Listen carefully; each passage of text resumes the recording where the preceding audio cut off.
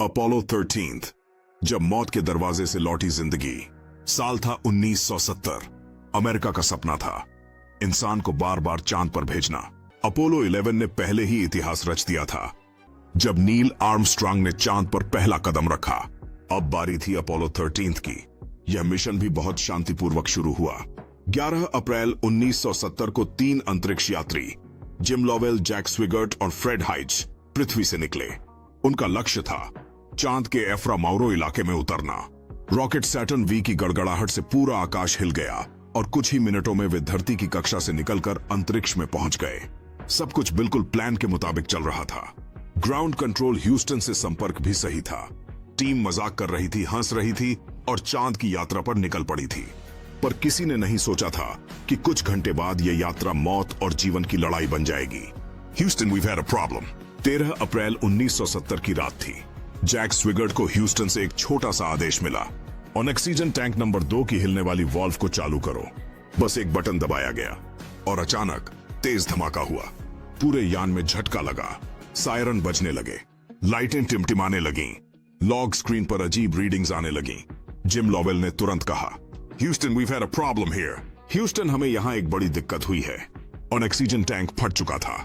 यान के अंदर से हवा और ऊर्जा दोनों खत्म हो रही थीं। अब यह चांद का मिशन नहीं बल्कि जिंदा बचने का मिशन था। ग्राउंड कंट्रोल में अफरा तफरी मच गई। ह्यूस्टन के इंजीनियर जानते थे अगर ऑक्सीजन खत्म हुई तो बिजली नहीं बनेगी। अगर बिजली नहीं बनी तो हीटिंग सिस्टम, नेविगेशन और कम्युनिकेशन सब बंद हो जाएगा। यान धीरे धीरे मौत के अंधेरे में जा रहा था। फ्लाइट डायरेक्टर ने तुरंत आदेश दिया, मून लैंडिंग कैंसिल करो, अब बस इन्हें जिंदा घर लाना है। लाइफ बोट में जिंदगी की तलाश। अपोलो 13 में एक लूनर मॉड्यूल था जिसे चांद पर उतरने के लिए बनाया गया था। अब उसे लाइफ बोट की तरह इस्तेमाल किया गया। तीनों अंतरिक्ष यात्री उस छोटे मॉड्यूल में चले गए, लेकिन वो मॉड्यूल केवल 2 लोगों के लिए बना था और वो भी सिर्फ 2 दिन तक चल सकता था। अब उसमें 3 लोग 5 दिन रहेंगे और ऑक्सीजन सीमित थी। पानी बहुत कम था और तापमान लगातार गिर रहा था। अंदर की ठंड इतनी बढ़ गई कि बर्फ के कण दीवारों पर जमने लगे। तीनों अंतरिक्ष यात्री कांपते हुए एक दूसरे के करीब बैठ गए। वे केवल पानी की घूंट और थोड़े से खाने पर जिंदा थे। सांस लेने के लिए जुगाड़। जल्द ही एक और मुसीबत आई। कार्बन डाइऑक्साइड CO2 जहरीली गैस यान में भरने लगी। अगर उसे निकाला नहीं गया तो कुछ ही घंटों में वे दम घुटने से मर जाते। लेकिन ह्यूस्टन के पास एक उपाय था। वहां के इंजीनियरों ने सोचा, अगर हमारे पास सही उपकरण नहीं है तो जो चीजें हैं उन्हीं से कुछ बनाना होगा।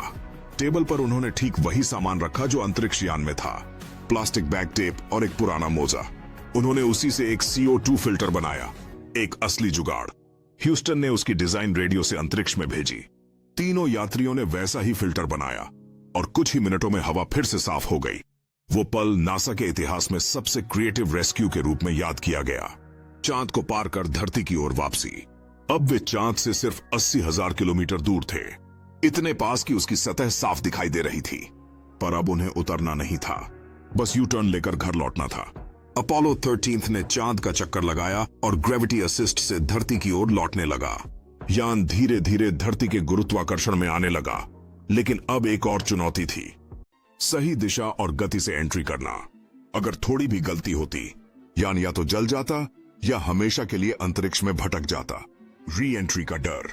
17 अप्रैल 1970 को अपोलो 13 ने धरती के वातावरण में प्रवेश किया। पूरी दुनिया सांस रोके देख रही थी। नासा के कंट्रोल रूम में सन्नाटा था। री एंट्री के वक्त यान और पृथ्वी के बीच रेडियो सिग्नल टूट जाते हैं। सामान्यतः यह 3 मिनट तक रहता है, लेकिन अपोलो 13 में यह सिग्नल 5 मिनट तक नहीं आया। हर कोई सोच रहा था शायद वो नहीं बचे। लेकिन फिर स्पीकर पर एक आवाज आई, Houston, this is Odyssey, we are home. पूरा कंट्रोल रूम तालियों से गूंज उठा। लोग एक दूसरे से गले मिले। आंखों में आंसू थे, खुशी और राहत के। तीनों अंतरिक्ष यात्री सुरक्षित धरती पर उतर चुके थे। सबसे सफल असफलता। अपोलो 13 चांद पर नहीं उतरा, पर नासा ने इसे अ सक्सेसफुल फेलियर कहा, क्योंकि उन्होंने असफल मिशन को भी जिंदा बचाने के मिशन में बदल दिया। इसने इंसान को एक बड़ा सबक दिया, हिम्मत और दिमाग किसी भी मशीन से ज्यादा ताकतवर हैं। अंतिम संदेश, जब सब कुछ खत्म लगता है तब असली इंसानियत और हिम्मत जागती है। अपोलो 13 ने साबित किया, जीत सिर्फ मंजिल तक पहुंचना नहीं होती, कभी कभी जिंदा लौट आना ही सबसे बड़ी जीत होती है।